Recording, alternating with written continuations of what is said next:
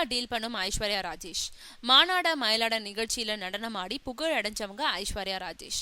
அதுல நடிச்சிட்டு இருந்த போது சினிமா வாய்ப்புகளுக்கான முயற்சிகள்ல ஈடுபட்டிருந்த அவங்க அட்டகத்தி, விளையாடவா போன்ற படங்கள்ல செகண்ட் ஹீரோயினியா நடிச்சாங்க.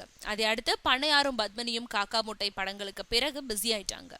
இப்போ பல படங்கள்ல நடிச்சிட்டு இருக்காங்க. இந்த நிலையில ஆரம்பத்துல இருந்தே தனக்கான கதைகளை தானே செலக்ட் பண்ணிட்டு வரும் ஐஸ்வர்யா ராஜேஷ். கால் ஷீட், சம்பளம்னு எல்லா விஷயங்களையுமே தானே டீல் பண்றாங்க. இது பத்தி அவங்க சொல்லும்பொழுது, என்னோட அப்பா அம்மா 2 பேருமே தெலுங்கு படங்கள்ல நடிச்சவங்க தான். அந்த வகையில சினிமா சின்ன வயசுல இருந்தே எனக்கு தெரிஞ்ச உலகம் தான். அதனால நான் மீன் குஞ்சியாவே சினிமா கடலுக்குள்ள குதிச்சேன். அதனால தான் நான் நடிக்கும் ஒவ்வொரு கதாபாத்திரத்தையுமே சிறப்பா செஞ்சுட்டு இருக்கேன். அதோடு இன்றைய சினிமாவில் வெறும் கதாநாயகின்றதை மட்டும் முன்னிறுத்தி கதைகளை செலக்ட் பண்ணினா பெரிய எதிர்காலம் இருக்காதுன்றதுனால தான் மாறுபட்ட வேஷங்களா நடிக்கிறேன். ஆனா இந்த முடிவுகளை நானே எடுக்கிறேன்.